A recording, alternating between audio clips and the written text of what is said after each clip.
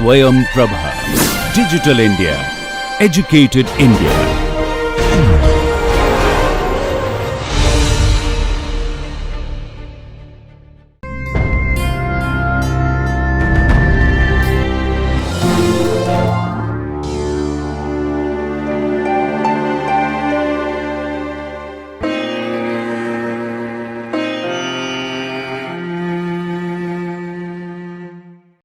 This video is for the subject of education and the course is B.Ed. The paper from which this video belongs to is Child Development and Learning, and the module or the topic is Learning and Development Theories. And today in this lecture we are going to discuss Vygotsky's Social Cultural Theory of Development. The course coordinator as well as the subject matter expert for this video is Dr. Aerum Khan from Jamia Millia Islamia, New Delhi. And the academic expert or reviewer for this video is Professor Jasim Ahmed from Jamia Millia Islamia, New Delhi. This video is produced under the project DTH Swayam Prabha channels of MHRD, New Delhi. Hello dear students, I am Dr. Aerum Khan, Assistant Professor at IASC Faculty of Education, Jamia Millia Islamia, New Delhi. Today I am going to extend the discussion on learning and development theories, and the topic which is going to be covered today is Vygotsky's socio-cultural theory of development. So first of all, let us have a look on who Lev Vygotsky was. Basically, he was a Soviet psychologist, and he was born in 1896. He began his work following the Russian Revolution in 1917, in most closely identified with socio-cultural theory. Basically, he was a socio-cultural theorist. So, Vygotsky developed a socio-cultural approach to children's development where cognitive as well as socio-cultural issues both were taken care of. He developed his theories at around the same time as Jean Piaget. Like, he was the contemporary to Jean Piaget. Like, although the ideas of Lev Vygotsky were based on society and social development and socio-cultural developments, but still the thought process of Jean Piaget was also somehow influencing him. So according to Vygotsky's socio-cultural theory, no single principle, like in case of Piaget, we have seen that there was equilibration, which was actually the main focus, the focal point of the entire development process, the entire cognitive development theory, because the child was supposed to come to the point where equilibration happens. So this type of thought process was there in Piaget's theory, but in case of Vygotsky's theory, there was a different scenario. So what Vygotsky said, that the socio-cultural theory of Vygotsky basically says that it cannot account anything, any sort of development cannot account only on one aspect of the growth of the children. Actually, individual development cannot be understood without reference to the social and cultural context within within which there are a lot of things which are actually embossed or embedded. So the development of a child in the various dimensions or aspects of this child's personality, including development of higher mental processes, has its origin in socio-cultural processes. So this was basically the thought process of Vygotsky. So now let us see the Vygotsky's socio-cultural theory of development. What exactly this theory has to say, because we are in today's discussion, we have to see all the aspects which were covered by Vygotsky in terms of different issues. So it's a detailed discussion. So first of all, let us have a kind of introduction of the socio-cultural theory of development given by Vygotsky. So as we have already seen that Vygotsky, who was a Russian psychologist, he developed the theory of cognitive development, known as the socio-cultural theory of cognitive development. And this was the early 20th century when this theory was worked on by Vygotsky. So the main assertion of the Vygotsky's theory is that the cognitive development of children is advanced through social interaction with other people, particularly those who are more skilled or they are more knowledgeable. So in other words, Vygotsky believed that social learning comes before cognitive development and that children construct knowledge actively. So, according to Vygotsky, society plays the most important role in the development of a child, which is actually different from the view which was given by Piaget. So what Vygotsky has said in terms of cognitive development, his theory actually postulates that social interaction is fundamental to cognitive development. So Vygotsky's theory is comprised of concepts such as or culture-specific tools, then language and thought interdependence. Then there is a specific concept given by Vygotsky, which is zone of proximal development. Then the theoretical concepts presented by him provided part of the foundation for constructivism. Constructivism, which is the so-called very kind of important term in today's scenario. So this theory given by Vygotsky has actually provided the base for the theory of constructivism. His theory is basically the theory of constructivism also. So this theory of Vygotsky have contributed greatly to the restructuring of formal education system. How it did so it will be discussed in this discussion. So Vygotsky's cognitive development theory argues that cognitive abilities are socially guided and constructed.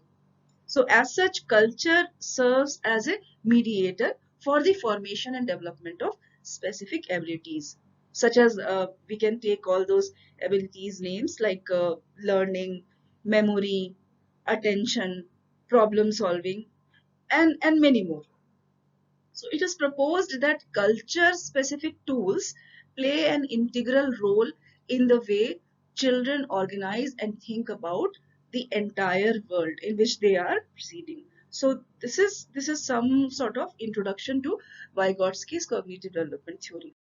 So now let us see a few of the points which were very broadly discussed, and whenever we are talking about this theory of Vygotsky, these points are actually very much talked about. So let us see that how the socio-cultural process, which is related to developing child, affects and influences the child's development. So the points which we will be discussing today will be, the first point is development as a function of learning carried out in socio-cultural environment of the child.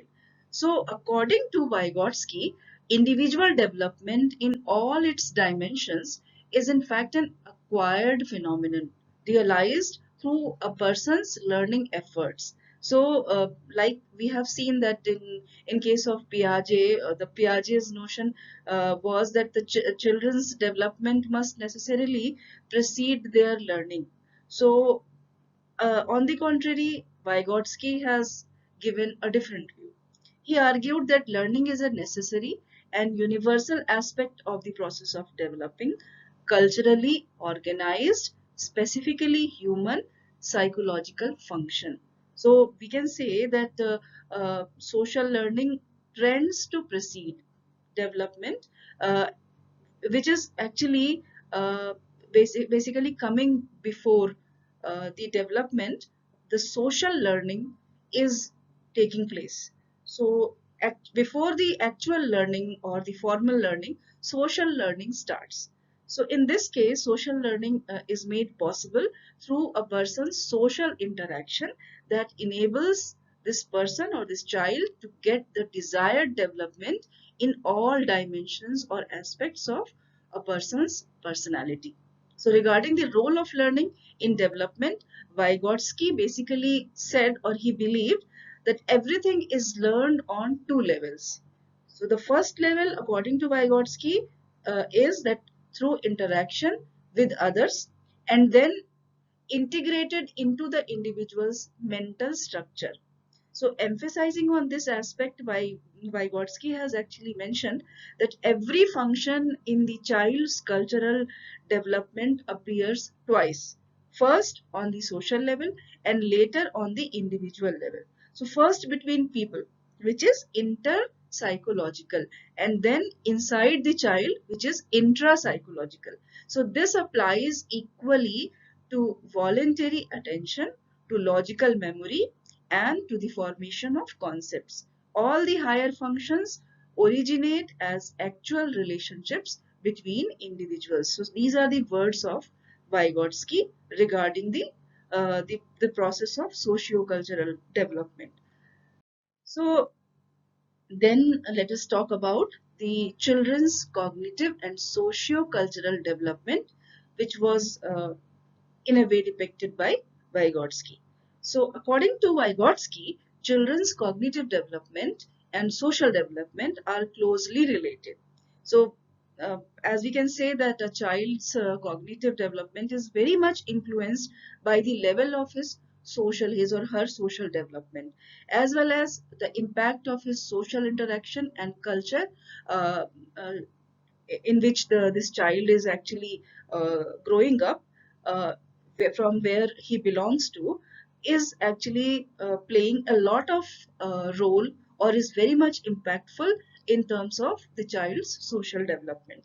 So we have to see that Vygotsky tried to explain the cognitive development of the child in a close relation of social and cultural influences through some specific concepts and views which were expressed by him. So we will have a look on all those specific concepts and all those particular terminologies which were given by Vygotsky. So we will also see that what exactly the whenever we are talking about Vygotsky's theory, there are certain things which we have to actually emphasize. So first thing which we are going to emphasize is that uh, children make use of culturally determined tools for intellectual adaptation. This is the first point which was mentioned by Vygotsky. So regarding the process of cognitive development in the children, basically, Piaget was of the view that every child is born with certain motor reflexes and sensory abilities for basically development, and in the process of cognitive development. But on the contrary to Piaget, Vygotsky said that infants are born with certain basic materials or abilities for intellectual development, which can be referred to. The first point which he mentioned was attention, then sensation, then perception, and memory. So these were the four uh, basic terminologies which were given by Vygotsky in terms of discussing about the intellectual development: attention, sensation, perception, and memory. So Vygotsky referred these four uh, as tools of intellectual or cognitive adaptation. So a child's intellectual or cognitive capacity is developed in the way as these four tools are found to help him in this particular task. So whenever the development and refinement of these tools are quite social and cultural or culture specific, we have to see this also, that all these tools like attention, sensation, perception, and memory, these are very much in cultural, or you can say that they are very much culture specific. So these are picked up and developed in the child through social interaction and social learning. This was a strong belief of Vygotsky that community plays a central role in the process of making meaning, or the meaning making process, which is basically the crux of constructivism. So he said, according to Vygotsky, according to his belief, he said that community plays a central role in the process of meaning making, or the making of meaning. So a child's intellectual development cannot be understood without reference to the social and cultural context within which this child is actually uh, living or residing. So this is what basically this is how the children make use of culturally determined tools for intellectual adaptation. Now let us see the effects of social influences on children's cognitive and socio-cultural development, which is the next point on which Vygotsky has given a lot of emphasis. So just like Piaget, Vygotsky also believed that young children are curious and actively involved in their own learning and the discovery and development of new understandings, or which Piaget has named the schemas. So, but Vygotsky placed more emphasis on social contributions. So here we can see that in few of the points, Vygotsky actually uh, has given credit or he has actually acknowledged to Piaget. So, but he has given more emphasis on social life and social contributions. So, the process of development, he said that whereas Piaget is emphasizing more on self-initiated discovery, but in case of Vygotsky, he said that social interactions are much more important. So, Vygotsky has given uh, much importance to learning by the child. He said that learning by the child occurs through interaction with a skillful or more knowledgeable other. So this more knowledgeable other concept is very much novel to this theory of Vygotsky. So according to Vygotsky, much important learning by the child occurs through interaction with a skillful or more knowledgeable other, which can be also called as MKO, abbreviation of more knowledgeable other or more knowledgeable one. So this person, this MKO, can be anybody. He or she can be a tutor, maybe a parent, or the uh, or a friend, or a person from the peer group. So anybody who is having a bit of more knowledge can be this MKO. So the MKO has the capacity to model behaviors and to provide verbal instructions for this particular child.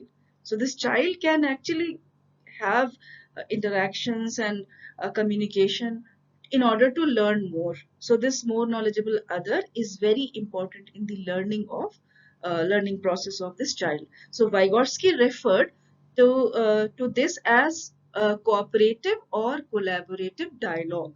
So he has given very much importance on collaboration, on dialogues, on discussions. So the child first tries to understand the action or instructions to guide or regulate his own performance, resulting in his proper cognitive and social development. So in this way, much of the cognitive and social development of the child takes place on account of this child's interaction with his or her social environment, and particularly the person he thinks know more than him. So uh, he is or she is in close relationship or in close contact with a person who is knowing more, which is playing a role of MKO for this child in a very kind of good social environment. So the learning is happening very properly. So this child can learn so many simple things by just observing and imitating the behavior of others. But for the higher order cognition, this child has to take active help and guidance from the more knowledgeable others or more knowledgeable ones. So now let us see that what exactly we mean by this more knowledgeable other. If we need to define, then how it will be. So in order to explain how the process of social interaction helps a child in his learning and the subsequent intellectual development, Vygotsky put forward uh, two new concepts. First, we have already discussed, which is MKO, but we will see that how we can define or more emphasize. And the other concept, which is the concept of zone of proximal development, which can be abbreviated as ZPD. So first of all, let us see what these terms mean and how Vygotsky used them for putting up his theory of socio-cultural development. So the first one is MKO, or more knowledgeable other.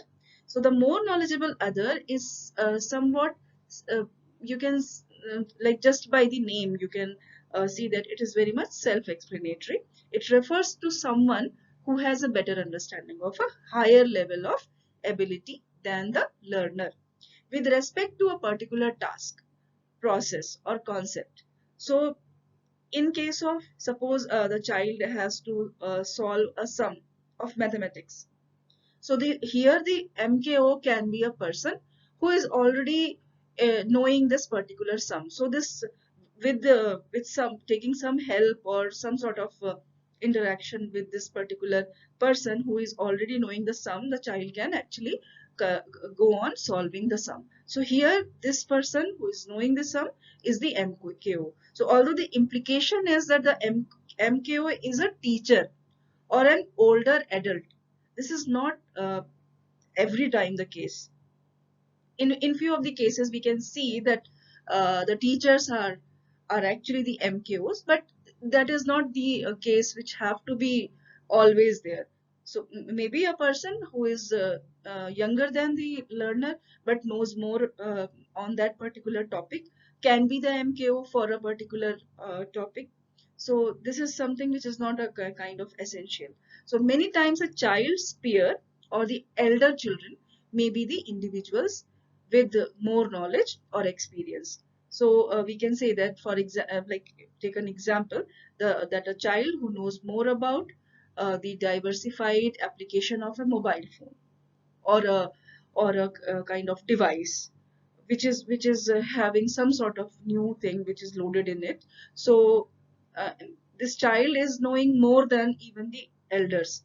So here the person who is knowing more about this device will be the more knowledgeable other, who can teach to a person who is even elder to him or her. So this more knowledgeable others definition can change in actually different situations. Whosoever is knowing more about that particular task which is being taught can be the MKO. Now the next point, which is the most important after MKO, and this point is given by Vygotsky, and this is known as zone of proximal development, or ZPD. So this second aspect of Vygotsky's theory is the idea that the potential for cognitive development depends on the zone of proximal development, which is an important concept that relates to the difference between that a child can achieve independently and what a child can achieve with guidance and an encouragement from a skilled or more knowledgeable partner. So in this way, zone of proximal development is actually it represents that particular zone or area where a child can solve a problem with the assistance, which here can be also you can compare it with the process of scaffolding. We understand, if we just go to the literal meaning of scaffolding, it is basically whenever we are building a big structure or a big building, whenever we are trying to make the upper stories, we provide some sort of assistance by different logs or iron rods, so that a kind of support is provided to the building, and we can just prepare the building very properly. So this support is basically scaffolding. So whenever we are trying to teach to a child, this assistance or scaffolding is provided, and whenever this zone is decided, that this particular zone where scaffolding is being provided, and the scaffolding is provided by the more knowledgeable other or an adult or a more able peer, this particular zone can be acknowledged as ZPD. So proximal, the meaning of proximal is basically the next. So uh, it carries two meanings. The one is that for the child in his task, in his or her task of problem solving or behavior modification, the person lying next to him in knowledge and experience, who is a bit of superior, can help a lot. So this is the first meaning of the next, and then the other meaning, where uh, the next level, when we are trying to learn something, we actually go step by step. We learn the first step, and then we go to the second step, and then the third step. So coming from the first step to the next step and then to the next step is basically, we can say that we actually change our proximal levels. So here the child can learn and develop uh, intellectually and socially more in supervision or collaboration with the adults or peers. So in this second meaning, the term proximal or next conveys that key to stretching the learner for taking him or her on the path of cognitive and social development basically rests on the part of adults to know well in advance what lies in that person's ZPD, to what extent he can or she can be helped to go ahead on the path of his cognitive and social development in view of this person's existing potential.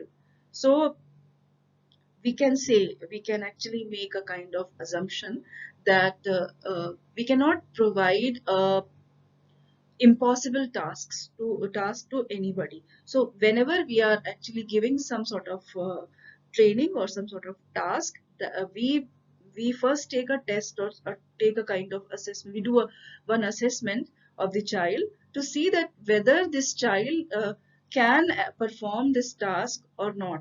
So if there is some sort of possibility, then only we go ahead and give the training to this child. So we actually assess that whether this this particular skill or task is under uh, the, the zone of proximal development. It can be in the zone of proximal development of this child or not, or it is beyond the zone of proximal development. If it is beyond, then we should avoid to actually force some sort of learning or some sort of skill training to a child. The ZPD, or the zone of proximal development of children, according to Vygotsky, depend on a number of factors, or there are a lot of things which actually are responsible for this zone of proximal development. So which can be the age of the child, their their individuality, or how they actually uh, relate to themselves. So then the different nature of the impact of home and family. So here the society comes. Then society, then again the community, the society, the culture in which these children are brought up. So these are the various factors which actually are very much impactful on this ZPD of the child. So the circumference of the children, this basically the area, or because if you can see this model of ZPD, so it's a circular model. So that's why I'm taking the name of circumference. The circumference of the children get widened at the child's advances in their age. They get opportunities for learning and are exposed to wider social and cultural experiences. So if we take both of the terms together, the MKO and the ZPD, they form the basis of the scaffolding component of the cognitive apprenticeship model of instruction. So this is a particular model. In this particular regard, Vygotsky explained that when a student is at the ZPD for a particular task, providing the appropriate assistance or scaffolding, it is going to give the student enough boost or motivation to achieve the task. Once the student, with the benefit of scaffolding, masters the task, the scaffolding can then be removed, and the student will then be able to complete the task again on his own. So first time, just for the first time, we have to assist him. We have to provide some sort of assistance or scaffolding, and then we can remove the scaffolding, we can remove the assistance once this understanding has happened, and for the second, third, fourth time the child will be in a position to do the task on his or her own. So this is the cognitive apprenticeship model of instruction, which is which has its roots in the theory of Vygotsky. So now let us see the socio-cultural factors in language development, because Vygotsky has talked about language development a lot, which is actually a very important factor in the personality of a child, the communication. So Vygotsky's socio-cultural theory clearly emphasizes that the language a child uses for the communication is all learned through the child's interaction and communication with the members of the society and culture from where he is coming from. So the initial lessons of this child's language development are learned by a child in the company of the first teacher is mother. So in the company of the mother, or maybe a caretaker or a caregiver, and other members of the family. So this is the family language or mother tongue.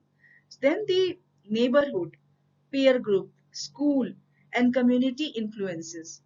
Then adding to this child's language development further, uh, as this child is growing up, his interaction circle gets widened. So all these people, this neighborhood, peer, school, community, they all influence and add up to this language and learning process of this child through their interaction. So the development of language among the children may be seen a clear handiwork of the forces and factors present in the socio-cultural environment of the child. Uh, Now let us see that how Vygotsky talked about the role of language as a tool for the cognitive and intellectual development of the children. So Vygotsky differentiated between three forms of language. According to him, there are three forms of languages. The first is the social speech, which is, according to him, according to Vygotsky, the first form is social speech, which is external communication used to talk to others, and which is a kind of typical form of language, which we can see in up to the age of 2.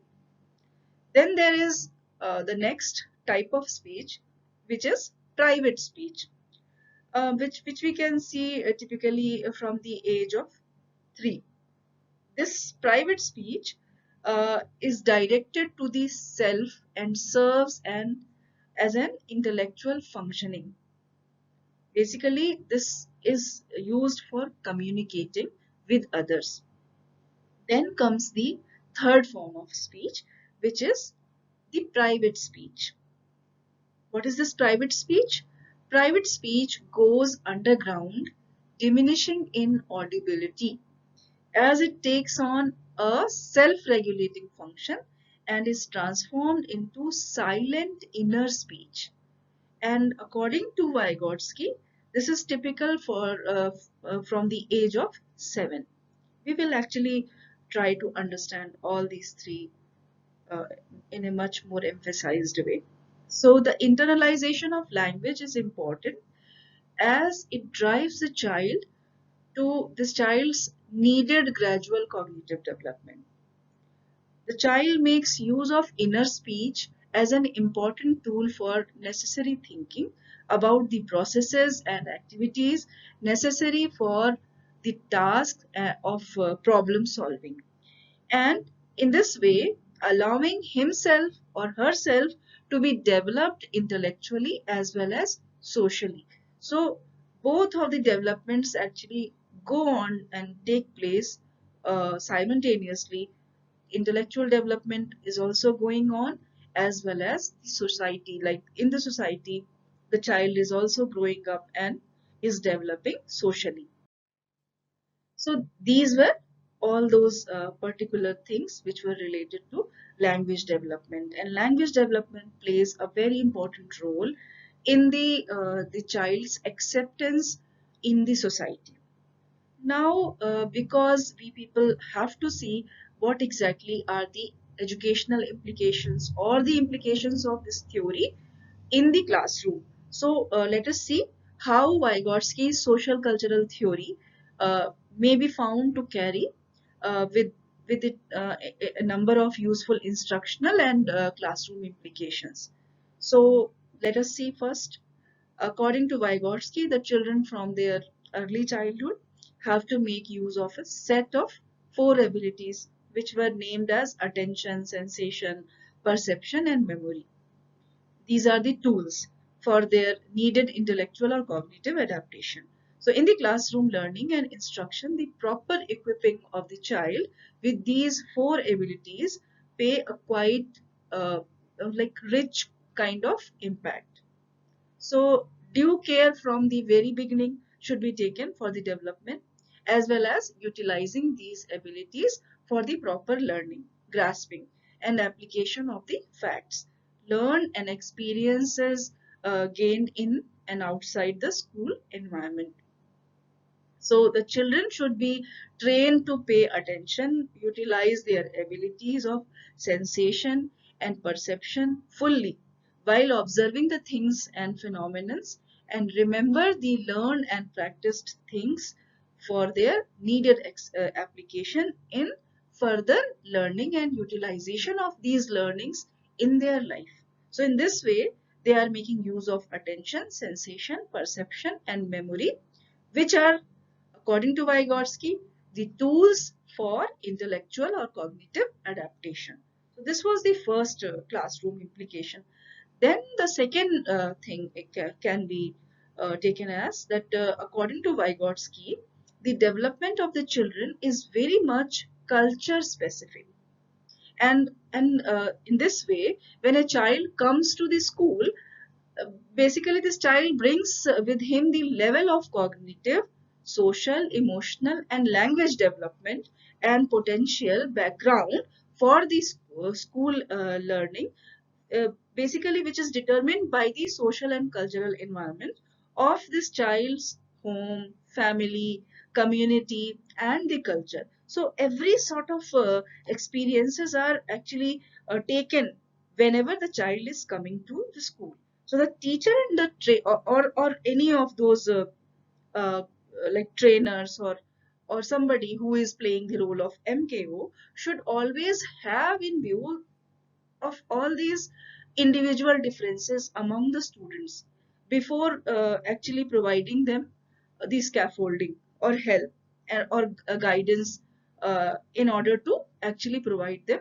the learning experiences. So we have to be very much careful about that this child is not a blank slate. Basically, he has got some experiences which are the outcomes of from where he's coming from which culture he belongs to. So these are the most important things which we have to take care of. But the next point, actually, in the next point, Vygotsky's view concerning ZPD also provided us quite useful hint about the abilities, experiences, and skills of the teachers or anybody who is playing the role of a more knowledgeable other, maybe a guide or a counselor, who is interested with the or who has given the responsibility or the task of providing the needed assistance to the children in their learning and development process.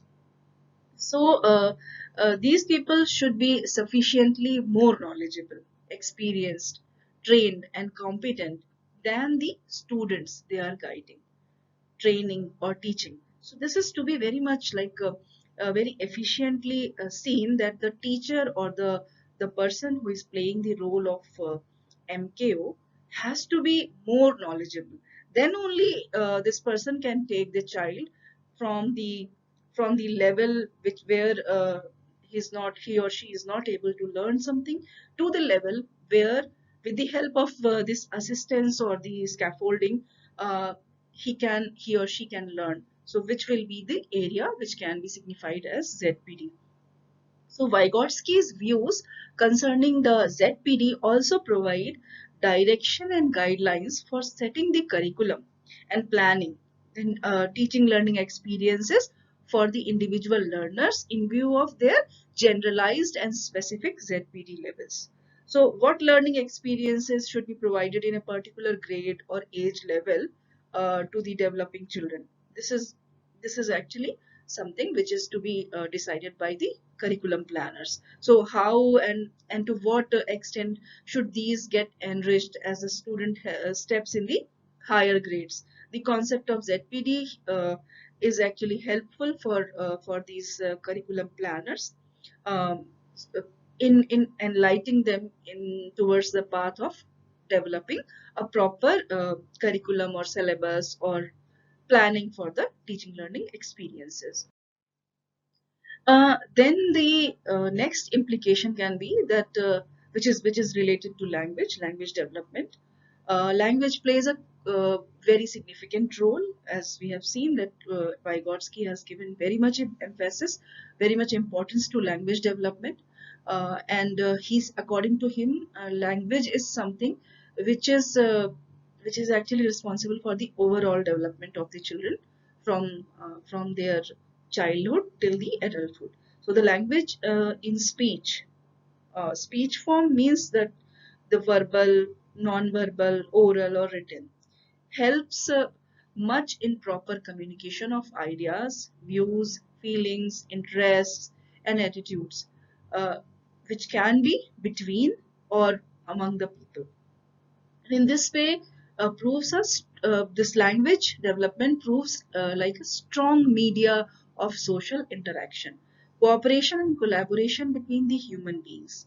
As a result, according to Vygotsky, uh, which is regarding the language development or speech development, basically the speech forms a guide and inspire teachers and parents to focus properly on the development of language in its appropriate way in the children as a means of effective communication and social and cultural development. Uh, the other form of language, which is designated as private speech or self-talk by Vygotsky, is also essential as it prepares the individual to get self-motivated. We normally understand it as the voice, the inner voice, or whatever our inner self guides ourselves. So, to get self motivated, this private speech or self talk is very much important. The readiness and step-wise preparation for the execution of any of the task or behavior in the desired form, that can only be done if this self talk or private speech is strengthened. So, it should be converted into a silent inner speech, uh, which can't be heard by others. But we actually, as a growing individual, we do the self talk, which only we can understand. So as a child steps into a growing responsible age, this actually happens, which we have to encourage. So, what is to be done in its external form through active behavior is actually get rehearsed and executed internally in the mind by an individual through this particular inner speech. So, it stands as a powerful tool for carrying out higher order thought or thought processes and behavioral functioning in a desired way. So, as the time passes, with the increase of age, the child should be helped by their teachers and parents in making use of the self-talk, desirably in the form of their inner speech, for getting them well on the path of their cognitive, social, emotional, and moral development. So with this, we have now come to a kind of end to this particular theory given by Vygotsky. Let us just have a recap of what we have learned today. So we have seen that according to Vygotsky's social cultural theory of development, individual development actually can be understood through reference to the social and cultural context within uh, which the development is actually embedded. The development of a child in the various dimensions or aspects of this child's personality include development of higher mental processes uh, which have its origin in socio-cultural processes. So according to Vygotsky, much important learning by the child for this child's needed development occurs through social interaction with a skillful or more knowledgeable other, which can be called as MKO, who may be a more knowledgeable person, anybody who is more knowledgeable than the child. And according to Vygotsky, some sort of assistance can be provided by this MKO, and this assistance uh, was termed as scaffolding by Vygotsky. So the developing child progresses on the path of knowledge, construction, and skill acquisition for the needed progress and development in various aspects of or dimensions of this of the personality of the child. So the development of language is also very much helpful for this child in the proper social interaction, which in turn helps the child in seeking development in one or the other aspect of the personality. So all the aspects of the personalities grow once the language, the communication, the interaction with the society actually strengthen. With the help of this MKO, the other people, the school, the teachers, the peer group, the child actually gains lots of strength in the language, and he or she can move to the zone of proximal development and goes on learning and becoming uh, becoming a proper citizen. So this was the theory of sociocultural development by Vygotsky. We have also seen the educational implications, the classroom implications of this theory, and actually this theory forms the basis for the theory of constructivism, which is also like designated as the meaning making process, uh, which is a very kind of contemporary theory of today. So we hope that this theory is going to help you. The knowledge of this particular theory is going to help you a lot, and we will meet in another discussion and have a kind of enlightenment on some other issue. Till then, thanks from my side. Thank you so much. Dear learners, we were watching the video from the paper of Child Development and Learning, and the module which was covered was from Learning and Development Theories. The particular theory which we have discussed today is Vygotsky's Sociocultural Theory of Development. This video lecture was recorded by faculty at home during the national lockdown period for COVID-19 pandemic using minimal technical resources. Technical errors, if any, are unintentional and may please be ignored. For any queries with regard to this lecture or broadcast, kindly send your email to techsupport@dth.ac.in. Thank you.